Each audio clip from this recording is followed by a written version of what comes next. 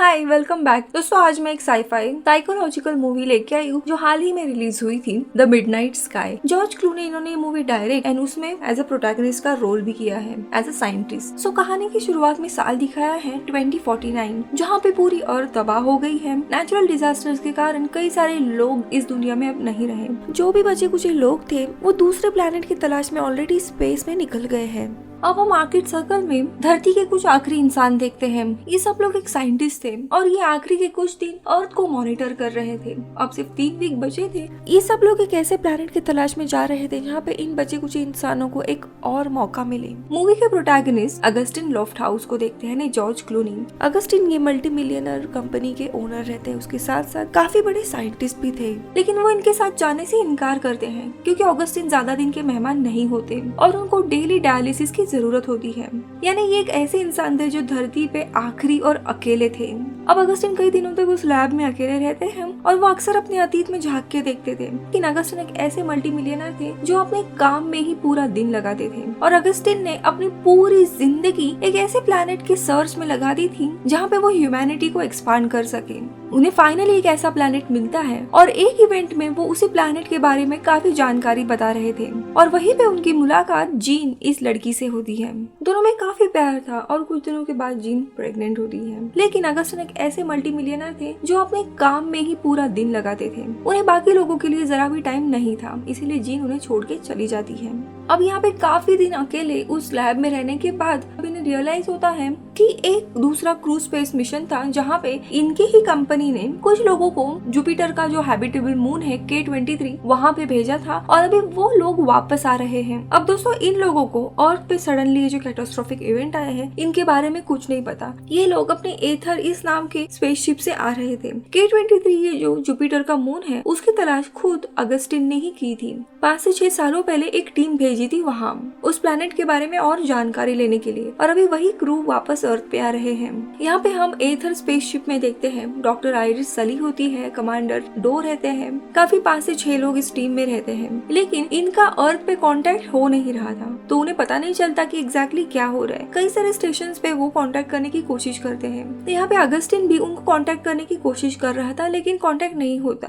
उन्हें लगता है कि उनके लैब का एंटीना वीक हो गया है, इसीलिए वो ठीक करने की कोशिश करते हैं और इसी दौरान हम इनकी हालत देखते हैं। ये काफी वीक थे और सिर्फ गोलियों पे इनकी जिंदगी जी रहे थे। उन्हें कई बार मेंटल ब्लैकआउट्स भी होते थे, यानी कई देर तक इन्हें पता ही नहीं चलता अपने आसपास क्या हो रहा है और वो कहाँ पे है। मानो इनका दिमाग अभी और काम करने के लिए तैयार ही नहीं था। इसी दरम्यान इन्हें एक लैब में कुछ आहट होती है। वो थोड़े डर से जाते हैं कि क्या आवाज आ रही है और तभी उन्हें वहाँ पे एक लड़की दिखाई देती है जो चुपचाप बैठी हुई थी। कुछ 8-9 साल की लड़की रही होगी। अब ये देख के टेंशन में आ जाते हैं क्योंकि जो भी कुछ बचे कुछ इंसान थे वो स्पेसशिप में ऑलरेडी चले गए थे। उन्हीं फैमिली में से ये एक लड़की शायद बची होगी। अब ये जानने के बाद वो सबसे पहले जो लोग चले गए थे अर्थ से उन्हें कांटेक्ट करने की कोशिश करती है कि जिसकी भी बेटी रही हो प्लीज वापस आए और इसको लेके जाए।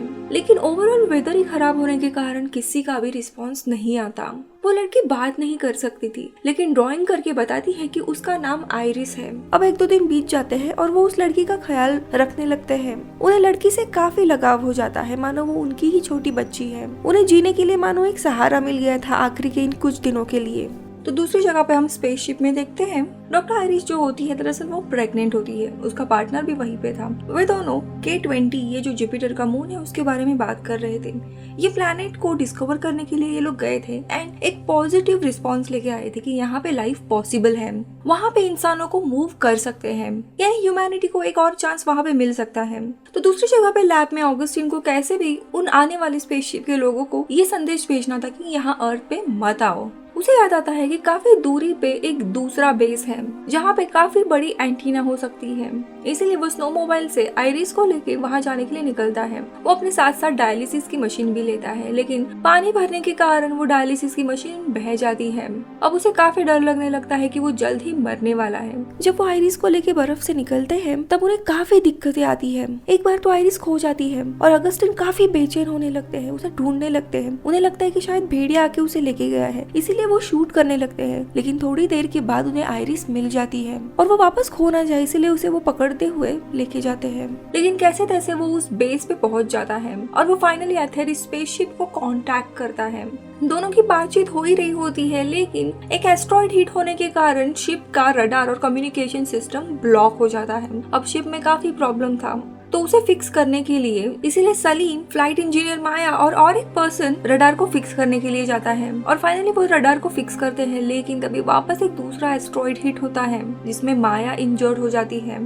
सलीम अगस्टिन से कांटेक्ट करती है और वो उसे फाइनली बताता है कि अर्थ पे मत आओ, उन्हें वापस K-23 जाना है और वहाँ पे न्यू लाइफ शुरू करनी है क्योंकि अर्थ पूरी बर्बाद हो चुकी है। लेकिन एथर का जो पायलट रहता है टॉम, वो मना कर देता है कि मुझे अपनी पत्नी से मिलना है, वो कहाँ है वो देखना है। लेकिन जल्द ही उसे पता लगता है कि यहाँ अर्थ पे सारे लोग मारे गए हैं और उसी में उसकी पत्नी भी अभी नहीं है। अगस्टिन उसे सारी डिटेल्स भेजता है कि अर्थ का भी एटमॉस्फेयर कैसा है। अब ये समझने के बाद वो क्रू के मेंबर्स की सलाह लेता है और वापस K-23 जाने का फैसला करता है। लेकिन वो खुद ये डिसाइड करता है कि स्पेस प्लेन की मदद से वो खुद अर्थ पे आएगा, शायद ही वो अपने फैमिली से रियूनाइट हो सके, और वो निकल जाता है। फाइनली वापस सलीम अगस्टिन से कांटेक्ट करती है। वो उसे कहती है कि आप मेरे आइडल हो, आपसे बात करना ये मेरे लिए बहुत ही बड़ी बात है, आपसे बात करना ये मेरी लाइफ की बहुत बड़ी अचीवमेंट है और आप ही के कारण मैंने नासा ज्वाइन किया था। आगे वो ये कहती है कि मेरी माँ आपको जानती थी, उसका नाम जेन था और आपने मेरी माँ को मून का एक रॉक दिया था और वो वहाँ पे अपना पूरा नाम बता दी है। उसका भी नाम आयरिस होता है जो उस छोटी बच्ची का भी था। और तभी ऑगस्टीन समझ जाता है कि ये कोई और नहीं बल्कि उसकी बेटी है। लेकिन अचानक से वो चौंक जाता है, कहता है कि ये नाम मैंने कहीं और भी सुना है। यहाँ पे एक छोटी बच्ची थी, उसका भी नाम आयरिस था। तभी मूवी का प्लॉट सामने आता है, वहाँ पे कोई छोटी बच्ची थी ही नहीं। वो जिस छोटी बच्ची को देख रहा था वो दरअसल हेलुसिनेशन था। दरअसल उसे बार बार मेंटल ब्लॉकआउट हो रहे थे, वो सुसाइडल हो गया था, इसीलिए उसके दिमाग ने एक इमेजिनरी दोस्त लाया था ताकि वो कुछ और थोड़े दिन जी सके और जो स्पेसशिप वापस आ रहा है उन लोगों को वापस K-23 जाने के लिए कहे, क्योंकि कहीं ना कहीं उसके माइंड को पता था उस शिप में जो लड़की है वो तुम्हारी बेटी है। इसीलिए वो छोटी आयरिस की ही इमेज उसके सामने लाता है। एस्ट्रोनॉट आयरिस उसे पूछती कि आप इतने दूर आके एथर को आपने कांटेक्ट कैसे किया। तब वो कहता है कि उसने एथर मिशन का ट्रैक रखा था, उसे पता था कि तुम लोग वापस आने वाले हो। यानी कहीं ना कहीं खुद अगस्टिन को भी पता था कि आयरिस उसकी बेटी है, इसीलिए उसके सबकॉन्शियस माइंड ने ये सारी चीजें उसके दिमाग में रखी हुई थी और इसीलिए उसका माइंड उसे मरने नहीं दे रहा था, क्योंकि उसे पता था कि वे लोग वापस अर्थ पे आएंगे, उन्हें बचाने की जरूरत है। उसकी हालत और भी खराब होने लगती है, वो कभी भी मर सकता था। और तभी आयरिस उसे K-23 कैसा है ये डिस्क्राइब करके बताती है और उसके बाद खुद आयरिस और उसका पार्टनर K-23 जाने के लिए निकलते हैं। और जो इंसानों का शिप ऑलरेडी स्पेस में था उन्हें भी कांटेक्ट किया जाता है। K-23 पे उन्हें रीरूट करना है, वो प्लैनेट हैबिटेबल है और इसी तरह ह्यूमैनिटी बच जाती है, उन्हें एक दूसरा हैबिटेबल प्लैनेट मिलता है। मूवी के आखिरी में हम देखते हैं अगस्टिन खुले आसमान के नीचे उस बर्फ में ही खड़ा होता है, नोविंग कि कुछ दिनों के बाद वो मर जाएगा। तो दोस्तों ये कहानी थी द मिडनाइट स्काई इस मूवी की, जहाँ पे एक साइंटिस्ट अपनी पूरी जिंदगी लगा देता है इस प्लैनेट की खोज में जहाँ पे इंसान रह सके। आखिरी में उसे वो प्लैनेट मिलता है लेकिन वो वहाँ पे नहीं जा सकता। कुछ दिनों पहले मैंने इलॉन मस्क का एक इंटरव्यू देखा था जहाँ पे उनको पूछा गया था कि मार्स के मिशन को कितना टाइम लगेगा एंड उन्होंने एक बात कही थी कि मिशन शुरू हो जाएगा तब तक वो ऑलरेडी ओल्ड हो गए होंगे, पता नहीं कि वो जिंदा भी होंगे या नहीं। एंड वो थोड़े से इमोशनल हो गए थे और ये कहानी भी कुछ ऐसे ही रिसेंबल करती है जहाँ पे साइंटिस्ट पूरी जिंदगी लगा देता है ताकि वो इंसानों के लिए नया प्लैनेट ढूंढे। लेकिन जिसने उस प्लैनेट की खोज की वही उस प्लैनेट पे नहीं जा सकता क्योंकि उसके शरीर ने साथ छोड़ दिया था। आई होप ये कहानी आपको पसंद आई होगी, अगर हाँ तो प्लीज इसे लाइक कीजिए। मैं मिलूंगी आपसे अगले वीडियो में, तब तक के लिए बाय बाय।